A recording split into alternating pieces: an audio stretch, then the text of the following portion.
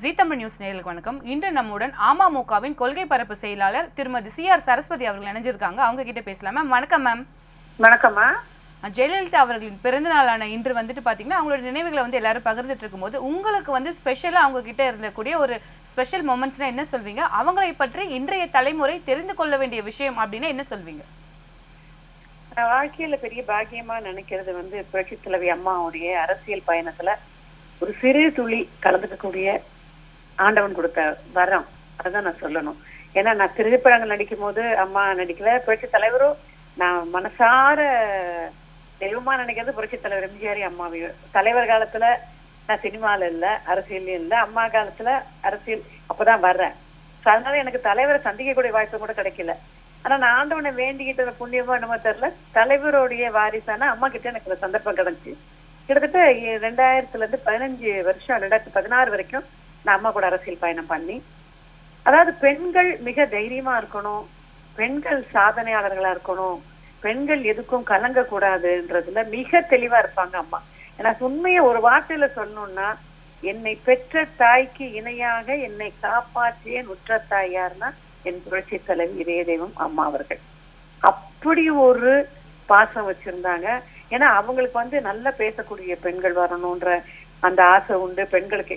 உங்களுக்கே தெரியுமா, அம்மா கொண்டு வந்தானே பெண் குழந்தைகளுக்கான அவ்வளவு திட்டங்களும், தொட்டில் குழந்தை திட்டத்துல இருந்து, தங்கத்தாலி திட்டத்துல இருந்து, மகளிர் காவல் நிலையங்கள்ல இருந்து, குழந்தைகள் பெண் குழந்தைகள் பிறந்தா அவங்களுக்கு பணத்தை டெபாசிட் பண்றதுல இருந்து, பெண்களுக்கு சைக்கிள் கொடுக்கறதுல இருந்து, படிக்க போற பிள்ளைங்களுக்கு கிராமத்துல பஸ் கிடைக்காம கஷ்டப்படக்கூடாதுன்னு சைக்கிள் கொடுக்கறதுல இருந்து, லேப்டாப் எந்த திட்டம் அம்மா அறிவிச்சாலும் முதல்ல பெண்களுக்கும் பெண் குழந்தைகளுக்கும் அறிவிப்பாங்க.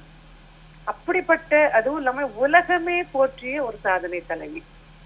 அவங்களை தேடி ஹிலாரி கிளின்டன்ல இருந்து, அன்னை தெரசால இருந்து அவங்க திட்டங்களை பார்த்து வியந்து எத்தனை தலைவர்கள் அம்மா பார்த்து பாராட்டி, அதே போல தைரியம் என்றால், தன்னம்பிக்கை என்றால், துணிவு என்றால் அதற்கு மறு பெயர் புரட்சி தலைவி அம்மா அவர்கள்.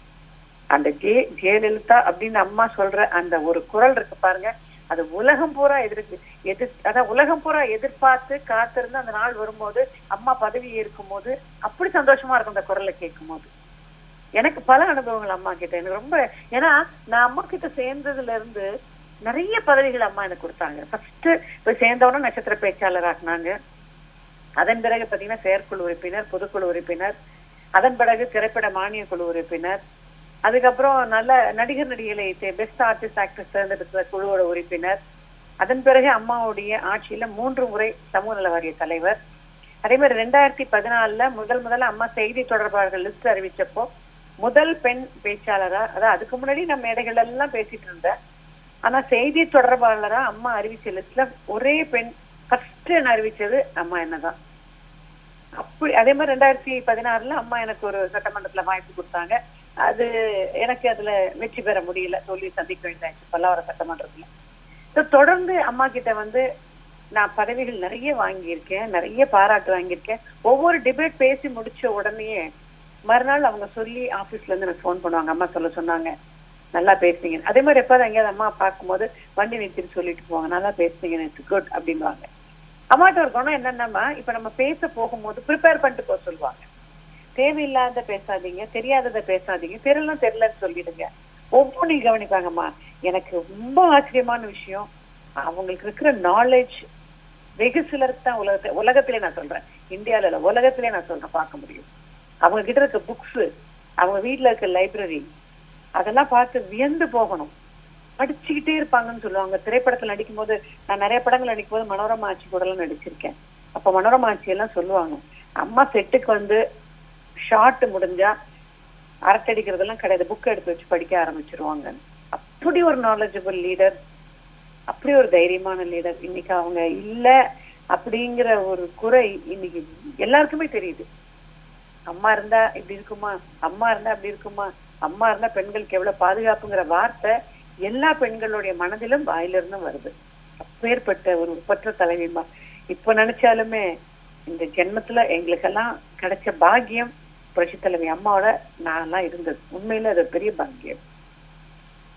அதிமுகவின் மறைந்த முன்னாள் முதலமைச்சர் ஜெயலலிதா அவர்களை பொறுத்த வரைக்கும் அவர்களுடைய மறைவு அப்படிங்கிறது அதிமுகவுக்கு எந்த அளவுக்கான ஒரு பேரிழப்பு, அதிமுகவை இது எந்த அளவுக்கு வந்து ஒரு பாதிப்படை செய்திருக்கு, ஜெயலலிதா அவர்களும் சரி இப்போதும் சரி இந்த அதிமுகவை எப்படி பாக்குறீங்க? இல்ல, அனைத்து இந்திய அண்ணா திராவிட பிரிவினைங்கிறது அனைத்து இந்திய அண்ணா திராவிட முன்னேற்ற கழகத்திற்கு புரட்சித் தலைவர் எம்ஜிஆர் மறைவுக்கு பிறகே வந்தது.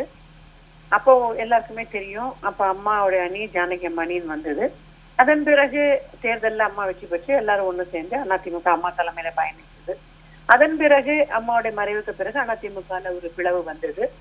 அதன் பிறகு இத்தனை ஆண்டுகளுக்கு பிறகு இப்பொழுது மறுபடியும் அனைத்து இந்த அதிமுக இப்ப அமமுக எல்லாம் சேர்ந்து, ஏன்னா எங்களை பொறுத்த வரைக்குமே மீண்டும் எப்படி அம்மா தலைவர் மறைவுக்கு பிறகு அதிமுகவில் எல்லாரும் ஒருங்கிணைந்து அம்மா தலைமையில ஆட்சியை கொண்டு வந்தோமோ, அந்த மாதிரி நீங்க அதிமுக தலைமையில நாங்கெல்லாம் என்டிஏ கூட்டணியில பாரதிய ஜனதாவுடன் எல்லாருமே சேர்ந்து தமிழ்நாட்டுல மீண்டும் அம்மாவுடைய ஆட்சியை கொண்டு வரணுங்கிறதுக்காக இந்த கூட்டணி மீண்டும் இப்ப இந்த தேர்தலை களத்தை சந்திக்கும் போது நிச்சயமாக அம்மாவுடைய ஆட்சி தமிழ்நாட்டுல வருங்கிற நம்பிக்கையோட இந்த தேர்தலை நாங்க களமிறங்கியிருக்கோம்.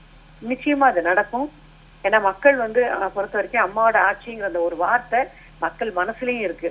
அதனால நிச்சயமா அம்மா ஆட்சி வரணுமா, அதான் எங்களோட பிரார்த்தனை. நடக்குங்கிற நம்பிக்கையோட தான் களத்துல இறங்க போறோம். ஜெயலலிதா அவர்களுடன் நேரடியா பழகக்கூடிய வாய்ப்பு உங்களுக்கு கிடைச்சிருக்கு. அந்த சூழல்ல இந்த ஒரு விஷயத்தை நீங்க நேர்ல பார்த்தோ இல்லை ஏதோ ஒரு சம்பவத்தாலேயோ இதற்கு மேல இவங்க தான் அயன் லேடி அப்படிங்கிற மாதிரி ஒரு உள்ளுணர்வு உங்களுக்கு கொடுத்த விஷயம் ஏதாவது எங்களோட பகிர்ந்துக்க முடியுமா? அதாவது 2 விஷயமா. 2004 அம்மா ஒரு மிகப்பெரிய தோல்வி அடைஞ்சாங்க. உங்களுக்கு தெரியும், 96 அடைஞ்ச தோல்விங்கிறது வரலாறு. அப்ப நான் கட்சியில சேரல. பட் 96 எல்லாம் தோத்தோன்னு நிறைய பேரு கட்சி விட்டு போயிருக்காங்க சொல்லுவாங்க.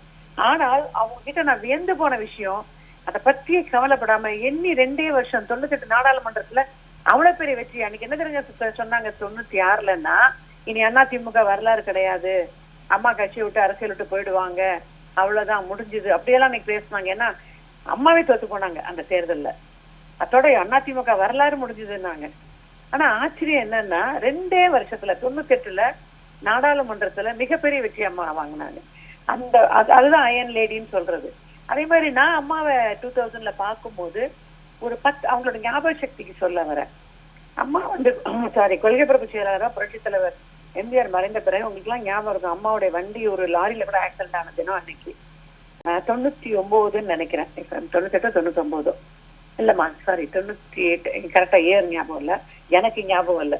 ஆனால் அம்மா அப்போ செங்கல்பட்டு பைபாஸ் கிடையாது, அந்த செங்கல்பட்டுல விநாயகர் கோயில் ஒண்ணு இருக்கும், அது வழியா தான் நாங்க போவோம். 90 நான் சொல்றது கரெக்ட். அம்மா கொள்கை பரப்பு செயலாளர் 89. அப்ப அம்மா கொள்கை பரப்பு செயலாளர் இருக்காங்க தலைவர் மறைந்த பிறகு. அப்போ அம்மாவோட வண்டி நின்னுது. அப்போ காண்டசாக்காரில் அம்மா இருக்காங்க, இறங்கி போய் அந்த பிள்ளையார் கோயில்ல சாமி கும்பிடுறாங்க. நாங்க அப்போ எங்க சின்ன படம் ரிலீஸ் ஆன டைம் ஒரு ஃபங்க்ஷனுக்காக நாங்க விழுப்புரம் போறோம். நான் அம்மாவோட வண்டி நிக்கிதுனோன்னா நான் அப்பதான் ஃபர்ஸ்ட் டைம் அம்மா நேர பாக்குறேன். இறங்கி போய் என் வண்டி நிறுத்து போய் தூரம் நின்று கும்பிட்டேன், அவ்வளவுதான். அதுக்கப்புறம் அம்மா கிளம்பி போயிட்டாங்க, வந்துட்டோம். அதுக்கப்புறம் நம்ம 2000 பாக்குறேன். எல்லாம் யோசிச்சு பாருங்க, 89 எங்க 2000 எங்க. என்ன பார்த்தோன்னு கேட்டாங்க, ஐ saw you somewhere, உங்களை நான் எங்கேயோ பார்த்திருக்கேன்னு. கரெக்ட், பல வருஷங்களுக்கு முன்னாடி நீங்க செங்கல்பட்டு கோயில்ல நான் சாமியோட கார்ல உட்கார்ந்தப்போ எனக்கு விஷ் பண்ணிட்டு போ. சத்தியமா சொல்றேன், நான் ஆடி போயிட்டேன். எத்தனையோ இன்னைக்கு இருக்கிற நமக்கு இன்னைக்கு நடந்தது நாளைக்கு மறந்துடுற காலகட்டத்துல 89 என்ன பார்த்துட்டு 2000 நான் அம்மாட்ட சேரும் போது எங்க பார்த்தோன்னு ஞாபகம் வச்சு சொன்னது உண்மையிலே அது மிகப்பெரிய ஒரு, அப்படி எனக்கு நினைச்சு கூட பார்க்க முடியல, அப்படி ஒரு ஞாபக சக்தி. அதே மாதிரி 2004 நாடாளுமன்றம் மிகப்பெரிய தோல்வி. எங்களுக்கெல்லாம் அவ்வளோ கவலையா போச்சு. நம்ம அதை பத்தி கவலையே படல. சரி இதெல்லாம் இதுக்கெல்லாம் கவலைப்பட்ட ஆகுமான்னு அடுத்த நிமிஷம் வேலையை ஆரம்பிச்சுட்டாங்க. அப்படியெல்லாம் அதே மாதிரி 2014 எம்பி எலெக்ஷன் தனியா நிக்கிறாங்க அம்மா. எல்லா 40 புதுவை உட்பட 40 எம்பி கான்ஸ்டிடன்சிலும் ஏடிஎம்கே அம்மா தலைமையில தனியா நிக்கிறாங்க. எங்களுக்கெல்லாம் உண்மையை சொல்லணும்னா பயம். ஏன்னா இந்த பக்கம் திமுக கூட்டணி, அப்போ பாத்தீங்கன்னா விஜயகாந்த் சார் தலைமையில மக்கள் நல கூட்டணி, அவங்க வைகோ அவங்க எல்லாம் சேர்ந்த ஒரு கூட்டணி, இந்த பக்கமும் பெரிய கூட்டணி, அந்த பக்கமும் பெரிய கூட்டணி, அதிமுக தனியா நிக்கிறோம். பயந்துகிட்டே வேலை பார்த்தோம். ஆனால் எங்க அம்மாவுடைய புரட்சி தலைவியோட தைரியம், மக்கள் கிட்ட அவங்க வச்சிருந்த நம்பிக்கை, மக்களுக்கு அவங்க மேல இருந்த நம்பிக்கையும் பாசமும் வரலாறு வெற்றியா இது வரைக்கும் இந்தியாவிலே நான் சொல்லுவேன். தனியாக நின்று 40 தொகுதிகள்ல 37 தொகுதியை வென்று காட்டிய வரலாறு 2014 புரட்சி தலைவிக்கு அம்மா தான். அதே மாதிரி 2016 அம்மா தனியா நின்று அப்படியே ஆட்சிக்கு வந்தாங்க. திரும்பியும்.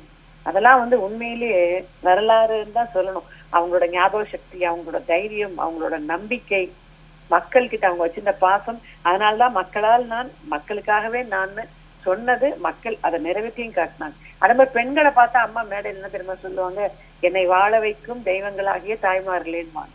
புரட்சி தலைவர் எம்ஜிஆருக்கும் சரி, புரட்சி தலைவர் அம்மாவுக்கும் சரி, எப்பவுமே உறுதுணையா இருந்தது பெண்கள். அதைத்தான் அவங்க வார்த்தைகள்ல சொன்னது மட்டும் இல்லாம அவங்க ஆட்சியில பெண்களுக்காக அவ்வளவு திட்டங்களை கொண்டு வந்தாங்க. கண்டிப்பா மேம். இவ்வளவு நேரம் என்னோட பல்வேறு கேள்விகளுக்கு பதில் அளிச்சிங்க. நன்றி மேம். நன்றி மேம்.